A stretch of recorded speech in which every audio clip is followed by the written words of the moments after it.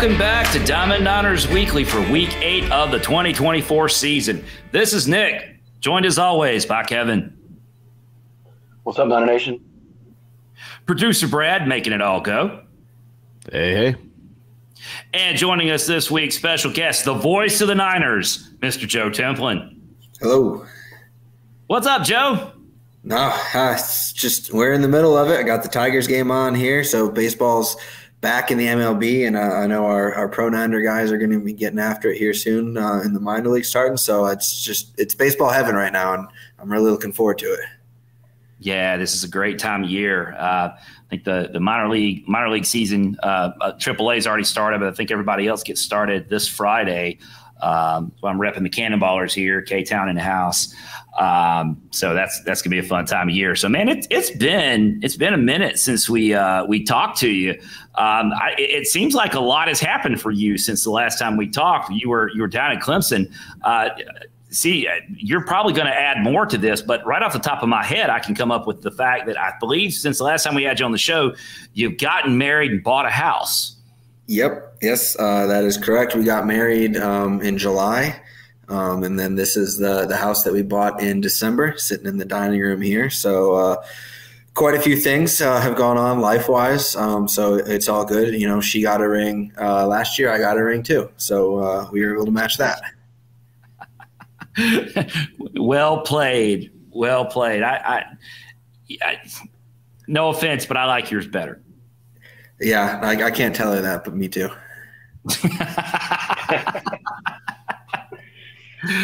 Oh, Kevin, what's up, buddy? Oh, not too much, man. You earned both of those rings, Joe. So yeah, except one I didn't have to pay for. So that's right. That's right. And that's why you like it better. Exactly.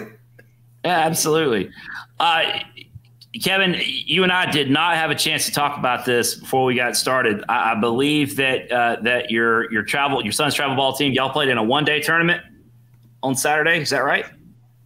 Yeah, we did. We're going to Charleston next weekend. We wanted a little tune-up, so we played a one-day tournament in Charlotte. And, we went 1-1. It was a mixed bag this weekend. So ended on a good note, though.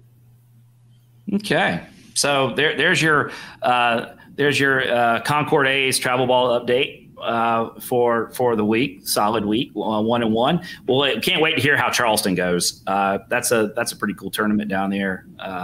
So can't wait to hear how that goes. Well, boys, let's talk a little bit of Niner baseball because, well, I mean that's what we do here on the show. But goodness gracious, good God Almighty, we've got a series win to talk about. The Niners got on the field with South Florida this weekend at the Hayes. Dropped game one, and you start to think, oh, man, that's tough. Here we go. But then the boys bounce right back and take games 2 and 3 to win the series.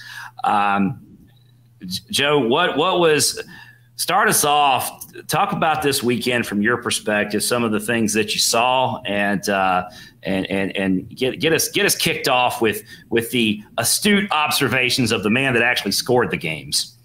Yeah, I mean, it was an improved defensive effort from the week before. Definitely, we had some troubles in the field down at Florida Atlantic, and I know that the guys definitely worked on that in the week, and not having a midweek last week helped to get back on the field and kind of steady the ship. So playing a clean game in the field really helped. And then just not getting down, you know, that it would have been really easy to kind of pack it in and fold after that game one loss. But, you know, to have the mental toughness and the resiliency to bounce back, get the game 2 win, and then to bounce back again in game 3 and have our third comeback win in the 8th inning or later this year. That was really, really fun to see. And it happened again with 2 outs in that game 3 to score all 6 of those runs in the 8th inning with 2 outs. Very similar to how it went down against West Virginia and Wofford.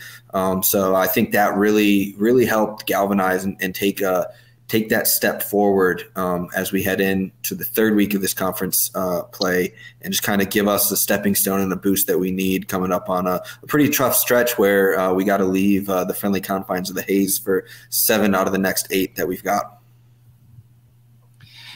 Kevin, I think that what happened in that magical inning there, that's what Toby Bicknell calls Hayes magic.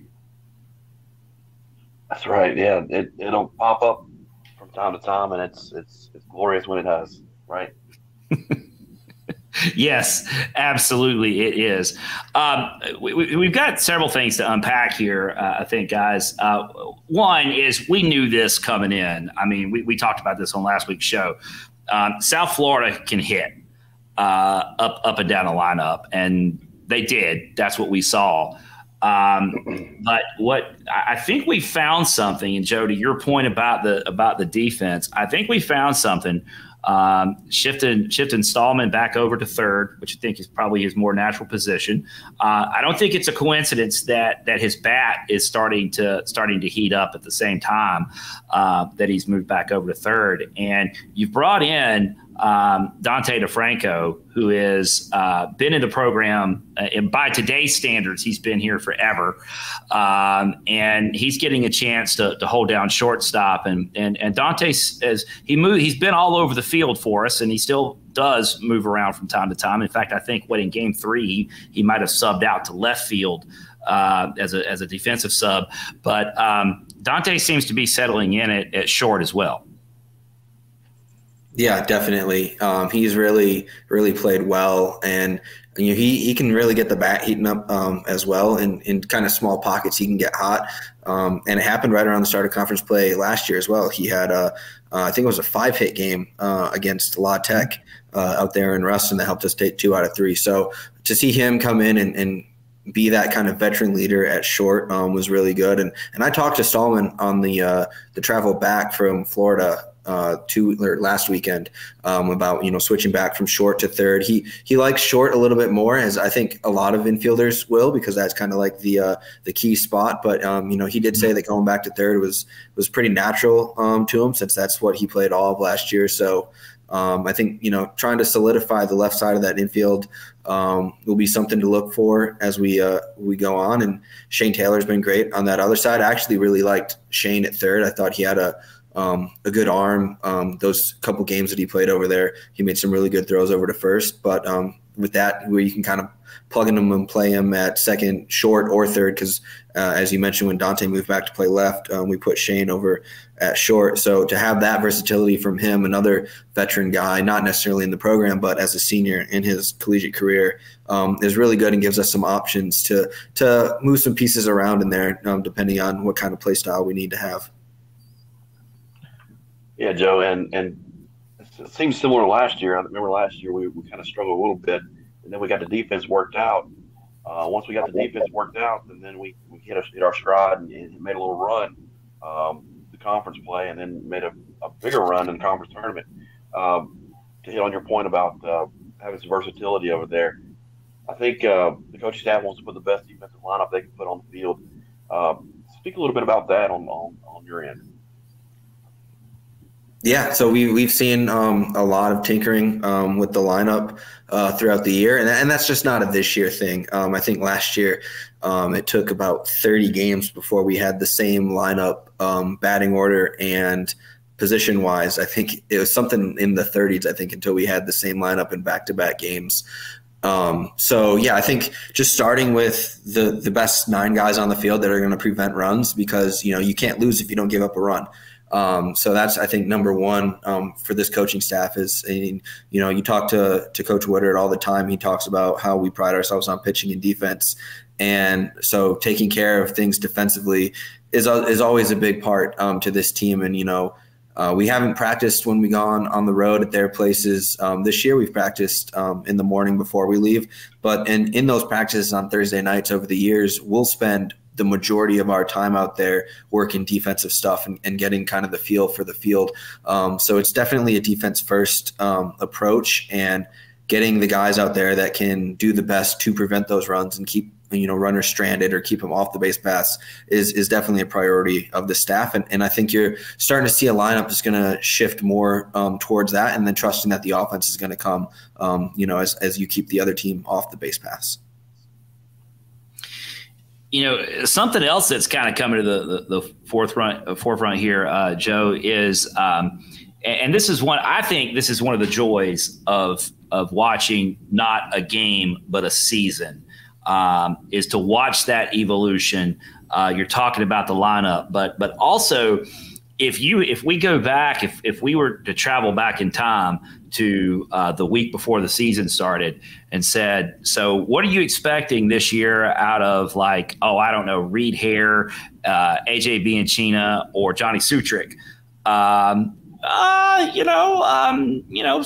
Solid depth pieces, young guys. I'm sure they have a future here. We'll have to see how it plays out. But no, the future seems to be now in a lot of these cases, because so far this season, all three of those young guys have been key contributors at different times. Yeah, definitely. They've and you look at the lineup that we had on opening day and how different it is now. Those three guys weren't penciled in as starters, coming in as true freshmen, first year of college baseball there. We have 28 new guys on this spring roster, and a lot of them are JUCO transfers or 4-year transfers who have collegiate experience. So you'd think it'd be on those guys, but those three that you mentioned have really stepped in and stepped up when they've gotten their chance. Johnny with the triple that helped us beat West Virginia, and then we go to Old Dominion, where he's basically he's from Virginia Beach there, and he hits the home run in game 1 against Old Dominion. And then Reed Hare getting the start Sunday at Florida Atlantic and bringing up 2 big hits, and then picking it up this past weekend, driving in 3 and getting 2 hits in game 2 there. So, and then AJ, who's played his way into the lineup, in that DH spot. I don't think his defense is quite necessarily there. So, trying to get him in the lineup as the DH as much as possible. And he's made it work. And, we're really proud and happy with what we see out of those guys. So yeah, definitely getting the contribution from the freshmen is really nice to see. Kevin, one thing, I was talking to Johnny's mom and dad in Kannapolis. This was the first time they had been to that ballpark. Of course, why would they have been, right? Because they're from Norfolk. But I asked Johnny's dad the question. I said, "Has Johnny always been a pull hitter?" Because that's what he's done so far. He is pulling the ball down the left field line, and if he's hitting a home run, it's going over down the left field line. Interesting comment from Johnny's dad. Never. He had never been a pull hitter until he got here. I said, well, how do you think? How do you explain that? What do you think this is? I have no idea. It's but he was way more likely to go opposite field in high school or in travel ball, and now he's here and he's like a dead pull hitter. Yeah, that's interesting. Kids develop at different rates, and sometimes you develop different skills as you get older. It's interesting. That's interesting to hear. And obviously, there's a lot of coaching that goes into that as well. Yeah. Of course, Joe, you can predict what my response to that was as well. I really don't care where he puts the ball in play, as long as he's putting the ball in play. Yeah, exactly. Yeah, we'll take hits. They don't ask you how; they ask you how many. So yeah, we'll take him wherever he wants to put them. So that's interesting, though. Yeah, I just assumed that was kind of a thing, and he's like, no, he's never been a pull hitter, because now he is definitely, a dead pull hitter. So yeah, some other guys to shout out here too, and one guy I think that deserves an attaboy is the emergence of Juan Correa at first base. Juan's doing. I wouldn't say that Juan was ever doing a poor job defensively at first, but Juan has really turned it on with he's picked some really tough balls of late and is doing a good job over there at first. Where Juan was really struggling was at the plate. And I don't think that's a secret. But Juan's gotten it going lately. He is so unbelievably powerful. I'm not going to be able to tell you when exactly it was, but there was – he hit a home run last week that I thought was pop fly, and it just kept going. It just kept towering. But also, what Juan has added to the repertoire now is several times with runners in scoring position, he's put a ball through the infield out onto the outfield grass that have driven in runs. And that's what was missing from the lineup, was a little bit of situational hitting for runs. And Juan's added that. So I got to give him an attaboy for the emergence of Juan Correa. Definitely. Yeah. He's actually played his way up the lineup too. If you look at the starting lineup, how it's been, when he was struggling a bit at the plate before he's gotten hot here, he was batting, 6th, 7th, 8th in that range. And now he's up to batting in the cleanup spot. It helps when you homer in 6 out of your last 9, like he has. But I don't know if I've ever seen, and Cam was probably the closest, but I don't even know if Cam had the consistent power in terms of the exit velo that I've seen when Juan's at the plate, because it seems like every single time he makes contact, I don't know if I've ever seen it less than 95 miles an hour, and a lot of times he's sitting 102, 104, 106. Like even these foul balls that he's hitting and pulling down the left field line, and Rene Lastros has some of that power too. I've seen just looking at the TrackMan data while we're up during the games, it's like, wow. He's constantly leaving the bat at triple digits on the exit velo, and so just put it in between the white lines, and you've got a pretty good chance of getting on base. Yeah. Thanks to the game notes here that I'm looking at. Last 10 games stats: Juan Correa's leading team, 378, 6 homers, and he's slugging only 892 on those 10 games. So only 892, 13 RBIs. So that's an impressive 10-game streak there. I think that follows his game at ODU. I think that's since ODU, right? That's probably those 10 games. So, and also 1,000 fielding percentage at first base. That's you can't ask for more than that from a first baseman. Yeah, for sure. Yeah, and he had a great snag in which game was that? One of the doubleheader games. No, it was the third game at Florida Atlantic. And they didn't have TrackMan there, so I couldn't see how hard it was hit. But that thing was smoked right to him, and just was able to snag it like that. And so, yeah, you're talking about the improvements of defense, and you can definitely see it in the game. He's gotten better as the season's gone on there at first. And don't worry about the games blending together, Joe. Trust me. We wrapped up the softball podcast before we jumped on here, and I was talking about something as it happened in one game when it completely happened in another. So, when you're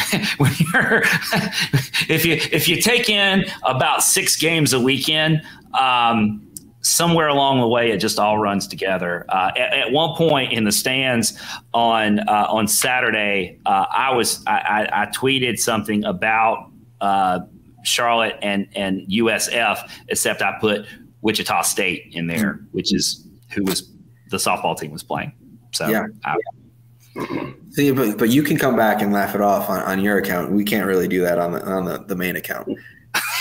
I think that Saturday morning I put out the Sunday starters, and someone was like, yeah, but it's Saturday. And I'm like, you're right, but we're wearing cream and it's a 1:00 start. So in my mind, it was a Sunday game. Yeah. Hey, it works for me. It felt like a Sunday, and so, the bottom line of what it comes down to, Joe, is Diamond Niner Report Corporate's been trying to fire us for years, and they can't get rid of us. So you're right. We can do what we want to, right? We can do what we want to with our yeah. If we were going to get fired, it had already happened. So, I totally tweeted about what we were doing to Wichita State on the baseball field, and I'm like, oh, geez. I forgot which side of Phillips Road I was on. That's all right. It happens. Yeah, it happens. So let's go ahead, Nick. Yeah, go ahead, Kevin. Go ahead. Okay. Well, so you're getting ready to go on a road trip. I know you're going to Fayetteville and then coming back, and then you're headed to San Antonio. Take us through your prep as you're getting ready for these road trips. Yeah. So a lot of time is spent on the notes, and I spend a lot of time on those because it helps me when we're in game and post game. Because if I do a lot of the research ahead of time, then when something crazy happens, I don't have to sit there and look it up as much. It's already readily available. So today I got the notes for Campbell ready to go, and I don't spend too much prep on the visiting team. If you tune into the broadcast, I'll have some stuff that I'll say about the visiting team that's pretty easily available. But for the most part, I know that it's going to be Charlotte fans tuning in, and I feel like they don't care as much about info on the other team.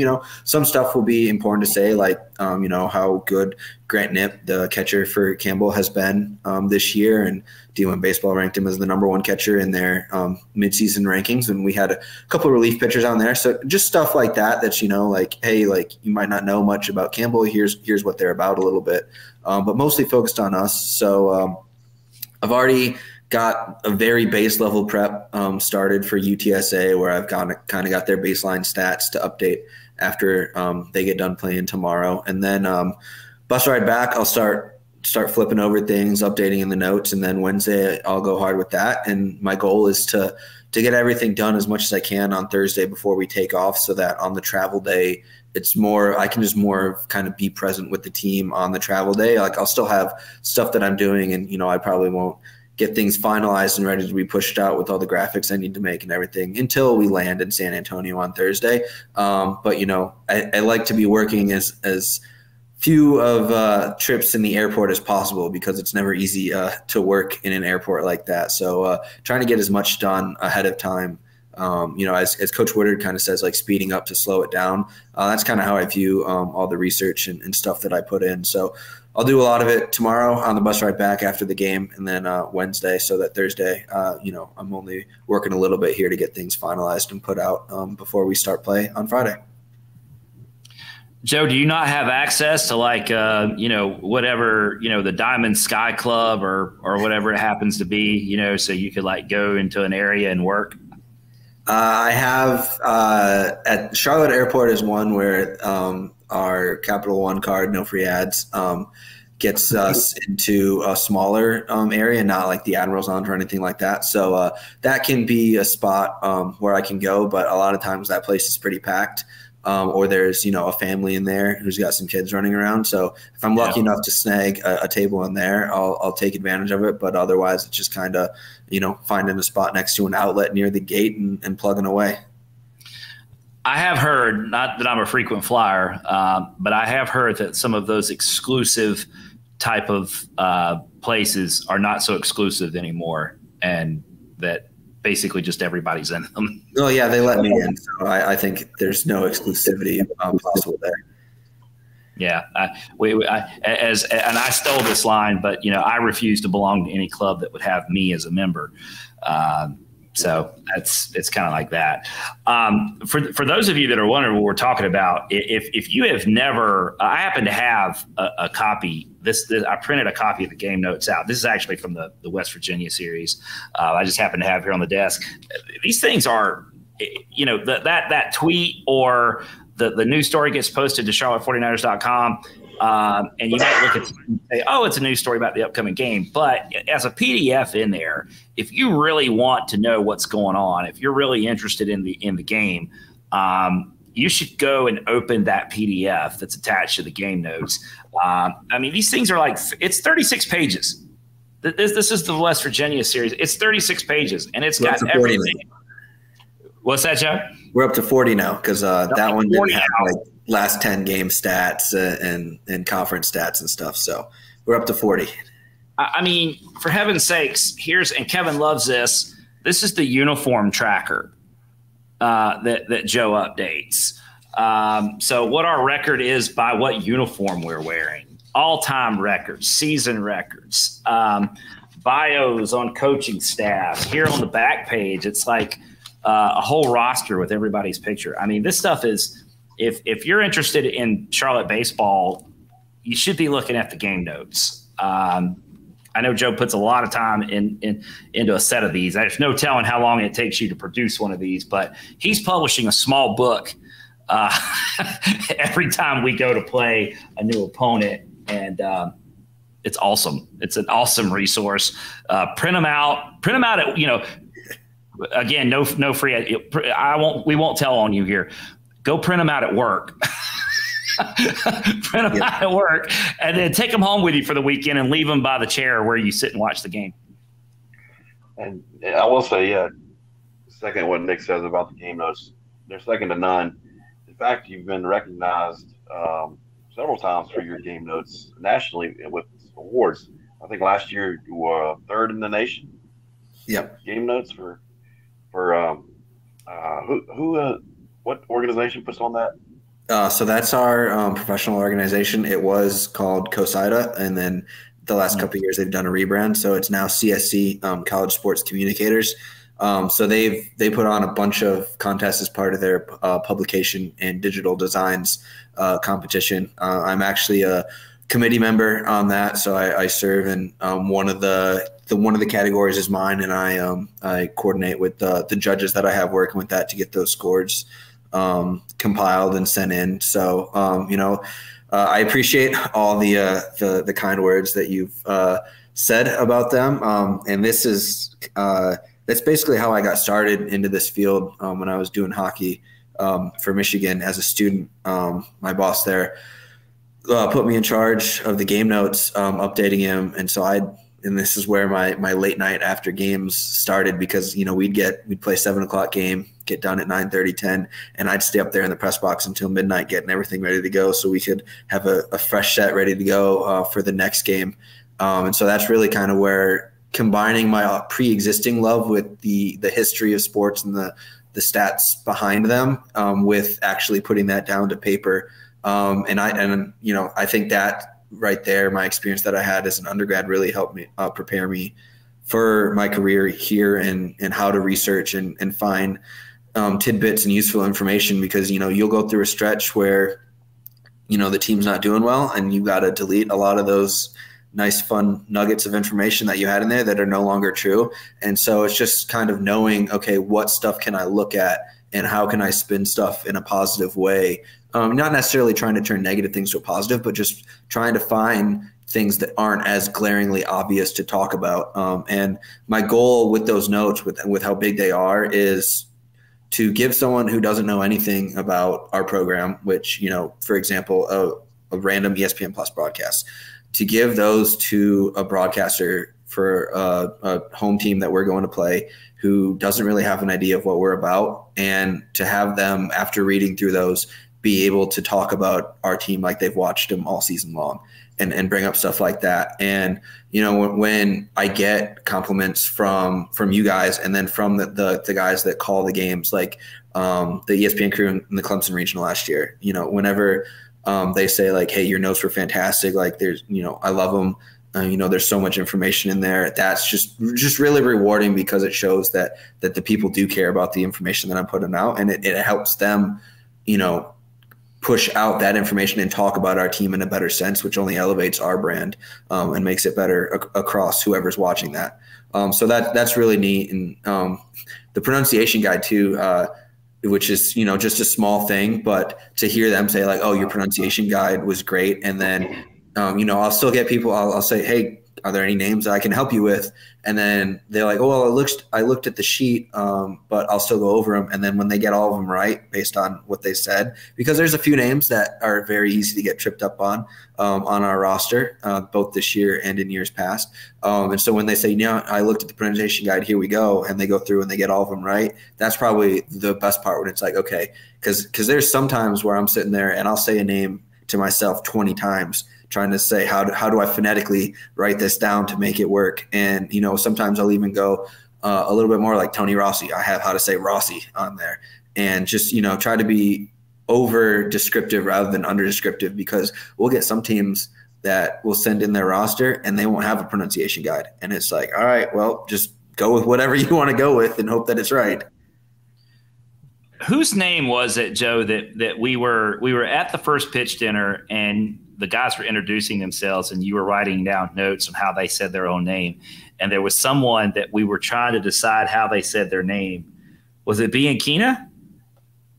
Yeah, Bean Keena's took me for a surprise. I wasn't sure how to do that one. And then Jorge de Cardenas, how the stress was put on that, because I thought it would be more like De Cardenas, but it's de Cardenas. Yeah, so that first pitch dinner, if anyone's ever there and sees me in my little table in the back when they're going through the introductions and I'm on my phone, I'm not just texting to pass the time. I'm sitting there listening to how they say their names and writing it down, especially for all the new guys. Yeah. Yeah. Yes, we always wait for you to put your pronunciation guide out before we do a show, so we are at least on the right track. Yeah, and then I'll, for some of the trickier ones, I'll try and catch the guys afterward and say, like, this is how you say it, correct? Like, I didn't mishear you. Yep, that's how I say it. Okay. And then the hard part is, okay, how do I put that into words and syllables that people are likely to understand and put it down on paper that way? You know, as kind of a segue into the topic, the game notes, as we said, they are so helpful and so great. And if you're not looking at them, you need to be if you're going to watch the games. But we did have this weekend. We had a new broadcaster in the booth. Jack Fitzpatrick. Thank you, Jack Fitzpatrick. I had Jack Fitzpatrick. Had a color analyst in the booth that was very familiar with both teams. Bo Durkak, which I had. Kevin read the game notes. That's where the segue is. Kevin read the game notes, and he texted me, and he said, "Did you know that Bo Durkak is on the broadcast, on the ESPN Plus broadcast for our games?" And I said, "Bo Durkak, man, I hadn't heard that name in a minute." And I'm like, "How did you know that?" He says, "Game notes, man. It's in the game notes." Bo Durkak, for those that may not remember, was the hitting coach, an assistant coach at Charlotte. Oh, gosh, Kevin, I'm guessing, what was it, circa 2010, 11, 12? Yeah, right around and then, yeah. Right around and then. A left here, I want to say he went to somewhere in the Midwest. Was it somewhere? I think it was Ball State no. He went to be an assistant coach, and then he ended up getting a head coaching job there. Yeah. But he wound up at South Florida. Right. His most recent stop was South Florida. So we had a guy in the ESPN Plus, on the ESPN Plus broadcast, and Bo Durkak, that had spent time at Charlotte and at South Florida. And I got to say, Joe, I don't know if you've had a chance to do this, but I went and pulled up. I think I pulled up game 2 and just watched a few innings because I wanted to hear Bo and see what he had to say. He was really pretty good. He obviously knows baseball. I mean, there's no doubt about that. He's kind of spent his career in the game. But he also seemed really comfortable behind the mic. I don't know if you got a chance to hear any of that, but I thought it was pretty good. Yeah, I really didn't get a chance to hear it. I don't typically go back and watch the games after they're done, just because I've got so much to do for the next one. I'm so focused on the next one. And even when I'm putting out the clips and stuff like that, it's really hard to hear what I'm clipping, partially because if I turn it up loud enough where I can hear it on my computer while I'm clipping it, everyone's ears are going to be blown out when they see it scroll across their feed. So I have to keep it a little bit lower. And then, a lot of times I'm clipping a strikeout or a home run where we've got the music going afterwards, and I'm leaned up all the way in my computer like that, trying to hear when the talking just dies down a little bit, so I'm not cutting them off mid-sentence. But from what you were saying and from some other chatter that I saw around online, it sounded like he did really well, and so I think he's going to be back for the Memphis series, I think he said. So yeah, he's and I don't have any involvement on who gets picked for that. I just kind of get sent the schedule. Here's who's doing this game. I know the American has, I think it's a rule. It's either a rule or a strong suggestion where they want 2 broadcasters for each game. So that's why Bo is in for this series, and it's just been Jack solo for the first half of the year. So to get him and making it our debut with an analyst, to have him with intimate knowledge of both programs was really nice. And I think Jack is probably happy that he's not talking to himself for 3 hours, because doing that on my end on the radio, talking to myself for 3 hours, can get old and tiring, especially come game 3 of a weekend series, when you're looking at the same thing. Or even go back to Houston last year, where we've got 6 games in a row where I'm looking at the same skyline, trying to talk about the same ads on the outfield wall in between at bats. But to hear that he did really well, and get that feedback is really nice to hear. And so our crew that decides the broadcast talent and handles the broadcast, giving that feedback to them, that they made a good choice is really good for us to do. So he was go at ahead, Illinois State. He was in Charlotte from 03 to 09, and then he went to Illinois State, where he became head coach there. Then he went to Miami, Florida for 2019 season, and then South Florida 2020 till 2023, I believe. Gotcha.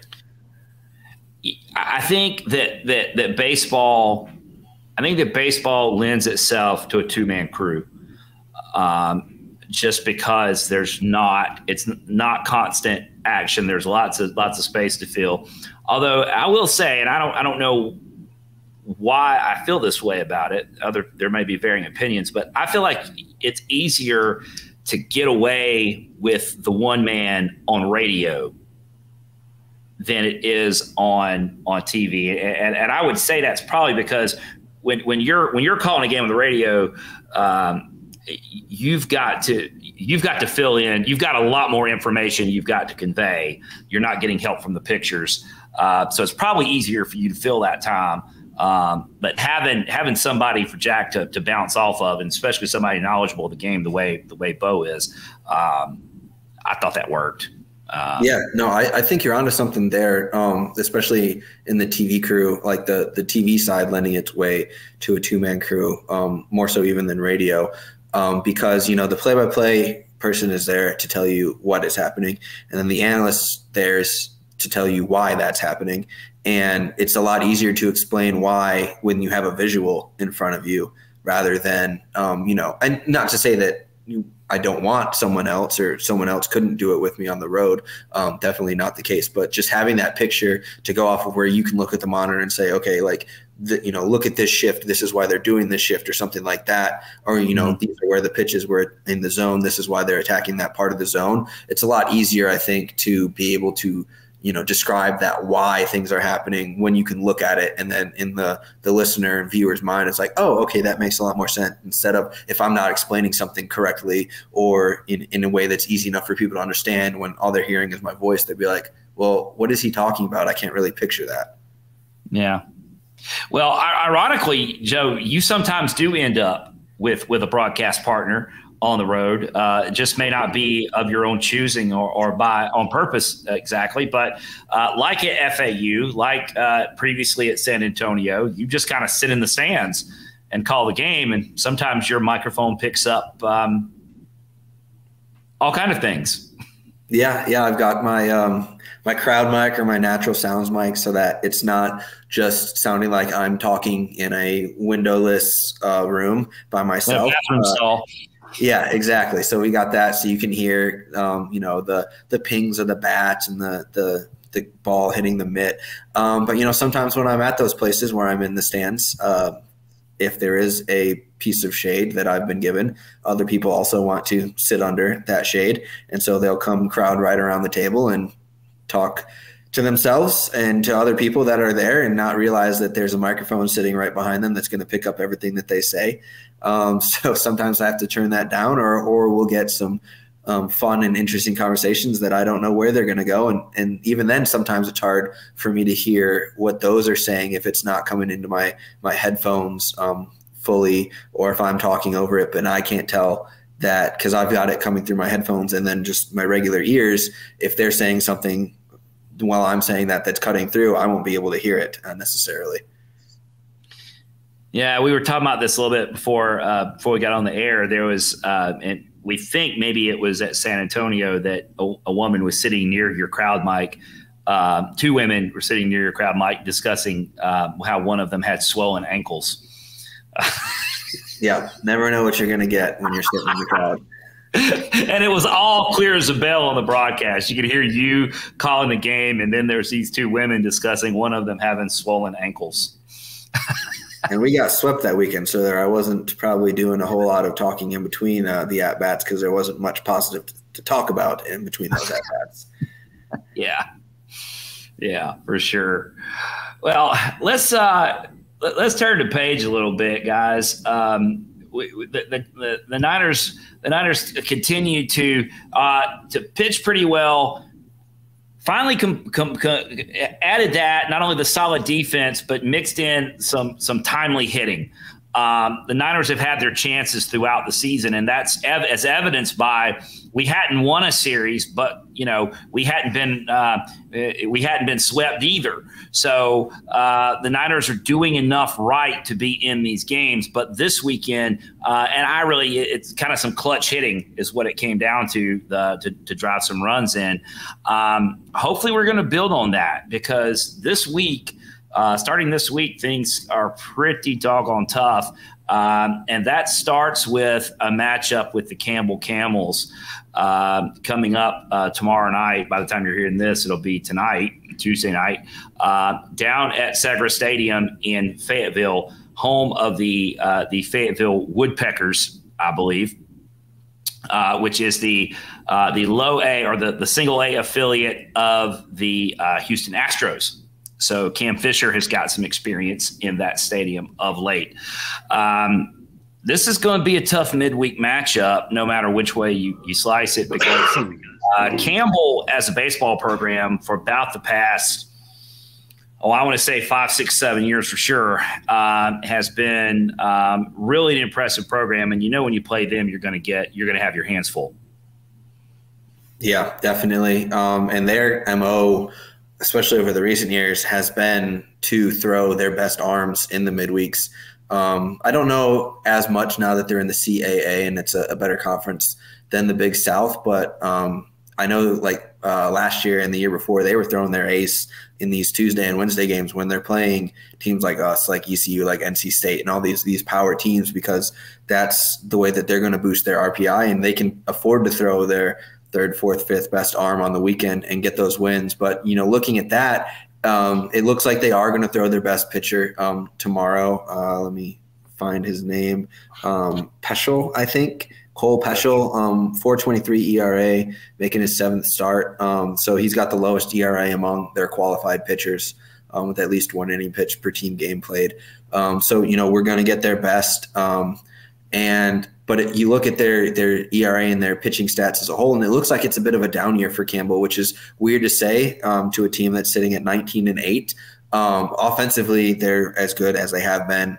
Their catcher, Grant Knipp, like I mentioned, top 10 in the country in slugging, home runs, batting average, all those fun offensive stats. But you look at their pitching and not as good as Campbell is used to.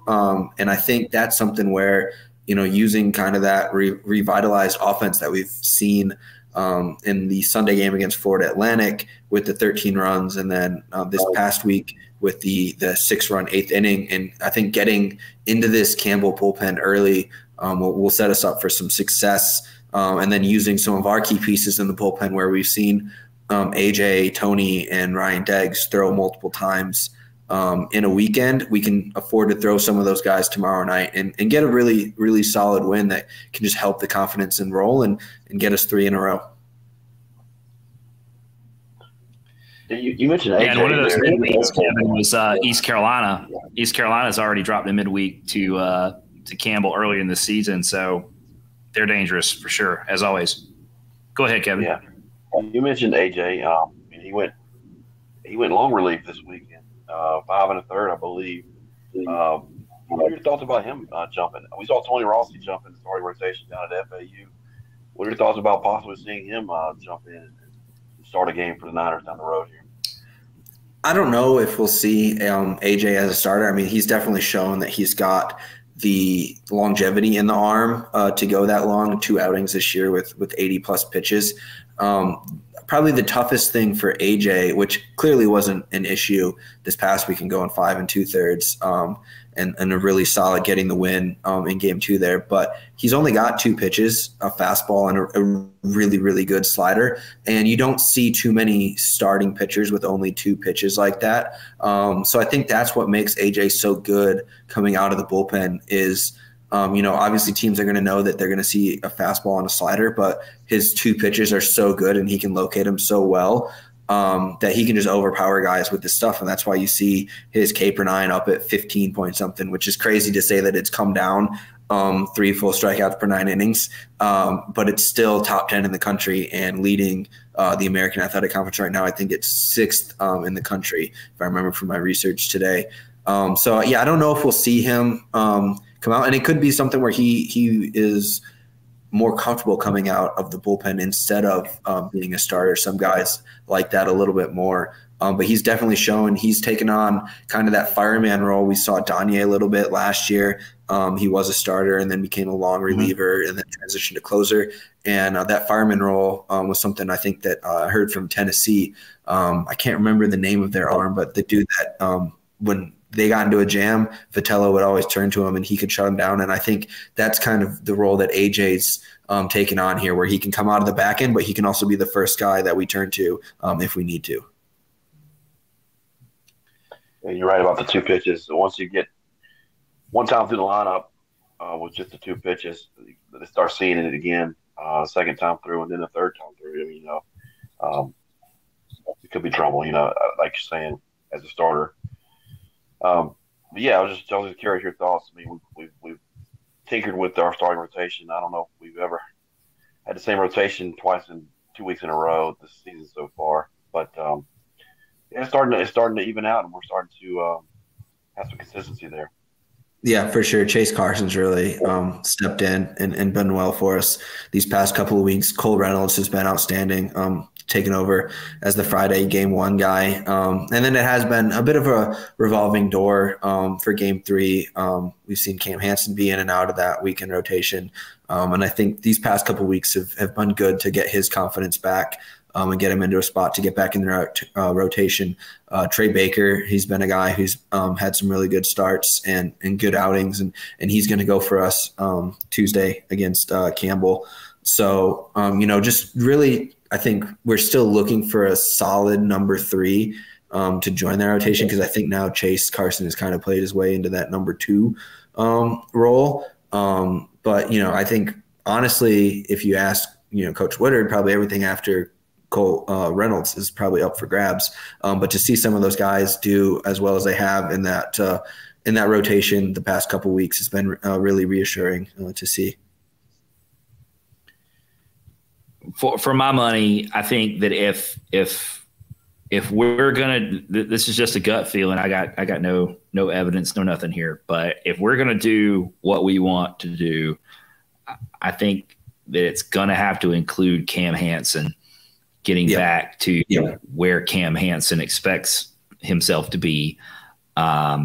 Because if you start getting 4 or 5 innings a weekend from Cam Hansen, it changes the whole equation. And I don't care if that's Friday, Saturday, or Sunday. It doesn't matter to me. But if you can get those kind of innings from Cam, it changes what everybody else is doing and what you're asking from everybody else. And I mean, that would be ideal. Yeah, absolutely. Yeah. I agree with that. And Cam's a guy, he's been here now. This is his 3rd year. Super easy to root for. Good person to get to know over the last few years. So, I always like seeing Cam out there, and it helps when he's got a pitching walk-up song that I really like to hear starting us off on games. So that helps too. Yeah, he does. Because we've got, again, I think, Kevin, I think we've touched on this before. I'm not calling anybody's name, but we've got some really bad ones. It's true. We're just old, man. We're just getting old, and our tastes are different. I guess that's one way to put it. That's fine. I just think some of them suck. But, again, hey, it's your welcome. It's your song, so you pick it, right? So as we get ready to go into the weekend, we've got to go to San Antonio, which I think is funny. Looking at Joe, you mentioned that looking at some commentary online and you see people making comments on the internet, whether it's a message board or social media or whatever. I have seen plenty of commentary when East Carolina went to San Antonio. One, they were talking about, oh my God, I can't believe this stadium, which they've upgraded it, by the way. Pirate Nation. What you visited was the upgraded version. But two, they were like, oh, this is San Antonio. We should just go down there and just sweep them aside and let's go beat San Antonio. And I'm like, no, this team, this program is gritty and they're tough. And you just don't go down, especially they're tough anywhere, but down there in San Antonio, you just don't go down there and win. They have been, I think that they were worthy at least one, if not two times of an at-large bid that they kind of got robbed of. But they are a tough, gritty ball club. So we've got our work cut out for us this weekend. Yeah, absolutely. Yeah. It's a tough place to play down there at the Bird Bath, I think is what they have it nicknamed. And yeah, you mentioned the upgrades. They redid the press box. I think they have chairback seating now in the stands. It looks like it's still really small. I think their official capacity was listed at 1,000 before this year. I don't know if that's been upgraded at all, but they put in protective barriers in front of the dugouts now, like you see most places have. Theirs, it was just open air dugout. Always had to keep your head on a swivel in case a foul ball was coming in.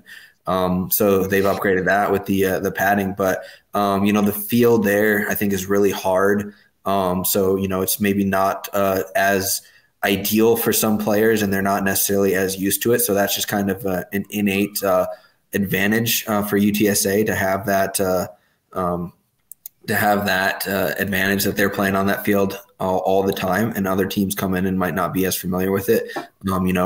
Weather, it's hot down there. The sun's beating down on you. There's not a whole lot of shade around that stadium. So it's just all these small little things that kind of work to UTSA's favor where, they can do something and it might get under your skin a little bit, and then they can just drive that sliver even further down into there and get in your skin even more and grind out a lot of wins there.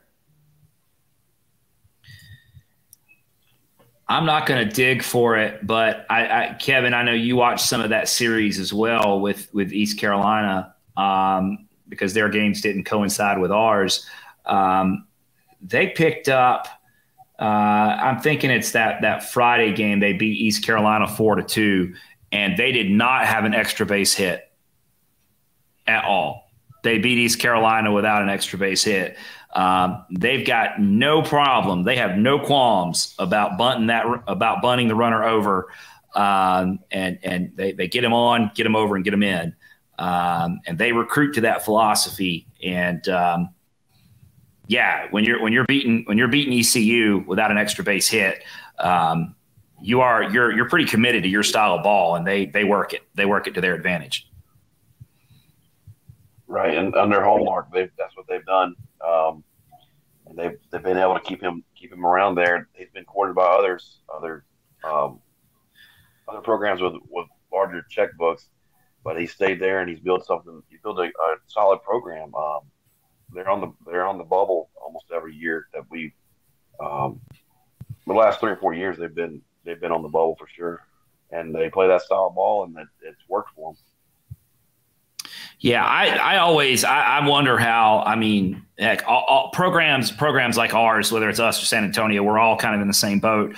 I've been really impressed at how they've been able to hang on to Hallmark in San Antonio, because he's done a fantastic job, just the way Woody's done here as well. So we've both caught kind of a run of luck to be able to hold on to coaches like that, but.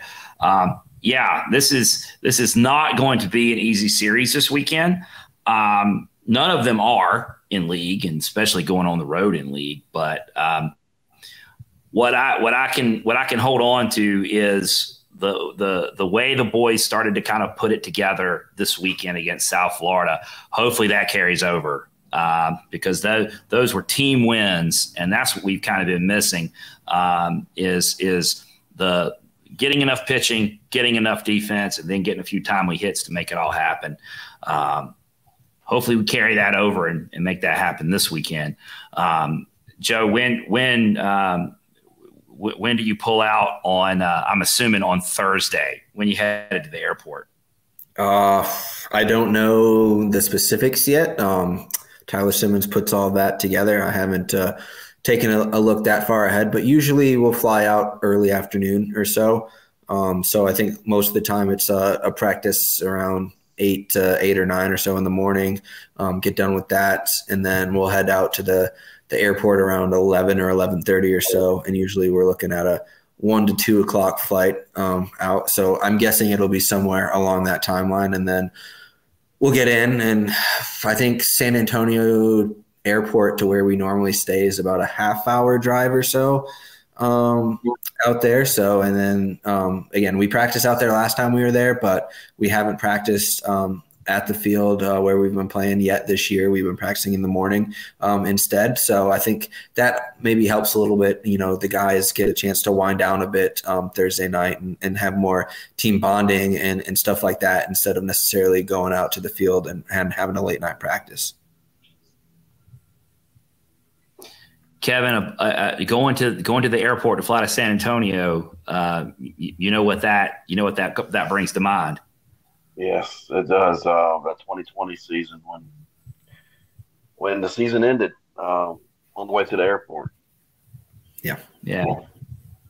That's where the Niners were headed the day the music died, so to speak. As we saw at the first pitch dinner, Pat Wheeler Patrick still got his airline ticket in his wallet from that day. So that always brings to mind that memory from that would have been trip. So, but this one's going to go much better. You guys are actually going to get on the plane, and I hope so. Yeah, I don't see anything. I don't see any reason why you can't make it happen this year, but that does bring that to mind. So I don't know. I wouldn't say it's a great memory, but that was the cool story that Patrick told at the first pitch dinner after being made gold standard, the gold standard locker for Pat. So really cool story. I guess we're out of time for this week, folks. Joe, it's been cool hanging out with you, man. Thanks for coming in here. Of course. Anytime you guys want me on, I'm always happy to share the stories from the road. Well, most of the stories from the road. There's probably some more that maybe we could do, like we don't have subscribers, but maybe we need a subscriber only podcast. Yeah. Sure. Let's go with that. Yeah. I actually, we can just meet up at a bar and he can say those stuff that they can't say on air. There you go. Hey, I did come up with a thought for another podcast, Kevin. What if we did a crossover episode where we had Joe on with Ariana Rhodey, and the topic was hockey? There you go. We could, yeah. Ari haven't played hockey, and Joe haven't worked in hockey. We can do a crossover Diamond Niners Weekly, Diamond Niner Gals hockey episode. Where's she from? Where she played? Rhode Island. She is from Rhode Island. Okay. Gotcha. Actually, talking in the airport while we were waiting for our bags to get in last Sunday night, coming back from Florida, Carson Bain said that he played hockey growing up. So that was interesting because he's not really from a spot of the country where you'd expect hockey to be played. And then we've got two guys from Minnesota, Noah Furch and Adam Stanton. I haven't talked to them about hockey at all, but growing up in Minnesota, I would hope that they were on skates at some point in their life. Yeah. You could throw David McCabe into that show. Yeah, exactly. Yeah. So Ari, we had Ari on the show, on the softball show a few weeks back, and she started playing hockey at 4.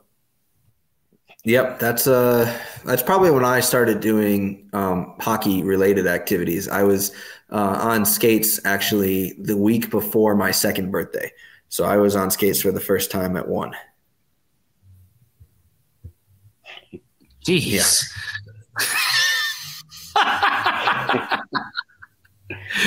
Wait, I didn't know. Wow, that's amazing. All I can say is much respect, because I have never been on a pair of ice skates ever. I have never put ice skates on my feet at all. I've roller skated. I wasn't good at it, but no, never ice skated. Not one time. Yeah, well, it wasn't by myself, I can tell you that much, but or without the aid of my parents and or a chair. But yeah, but that's what they said before I was 2. I had them on, and it helps when you've got a Division I hockey program in your hometown. So they've always trying to get people on skates, and being a part of the booster for that. We always had guys coming over and being involved with them. So that's, probably where the love for college athletics started at a very, very young age. Of course, your mom and dad were in town this weekend. Got to meet them for the first time at Hayes. And they said that they had watched the show. Of course, I immediately apologized, as I usually do, to anyone that says they watched. But yeah, your mom and dad were in town, and wow, that's pretty impressive on ice skates before 2. So yeah, maybe Kevin, that's something we need to, producer Brad, maybe we need to investigate that. We need a crossover hockey episode. We won't have a darn thing to say, Kevin, because I got no hockey takes. Well, I did go to my first hockey game in 1998 when the Hurricanes came to town. Okay, there you go. I was a Caniac for a while, and then they moved from Greensboro to Raleigh when their arena was built. They were playing in Greensboro, so yeah, I could get there pretty easily from Charlotte. But was on skates at probably 22, 23 years old when I was first time I ice skated. So gotcha. Yeah, it's a little harder to pick it up the later. Like anything in life, it's harder to latch on the later in life that you get going on it. 45 is probably just too late, right, Jeff? Yeah, it might be, because one slip and fall and you're laid up for not just a couple of days, for a month or so. You break a hip, and that's how it starts. I mean, yep. It's getting old. Yeah. So anyway, awesome stuff. Good show tonight, guys. This has been fun. Let's go get some dubs this week. Wouldn't mind taking down Campbell to start with, and if we can win a series on the road at UTSA, all the better. So hopefully the momentum is building. Let's look at it that way, and look forward to a big week in Niner baseball. Folks, we're out of time for tonight. Appreciate you taking the time to hang out with us. If you're enjoying this and you want more of it, consider subscribing to our YouTube channel. Turn on notifications. You can be notified of new content. We're also on Spotify, some other places where you find podcasts as well. Diamond Niner Report, all over social media. We're primarily a Twitter platform, but you can also find us on Facebook and Instagram. So for Kevin, for producer Brad, for Joe Templin, this has been Nick saying, we'll see you at the Hayes.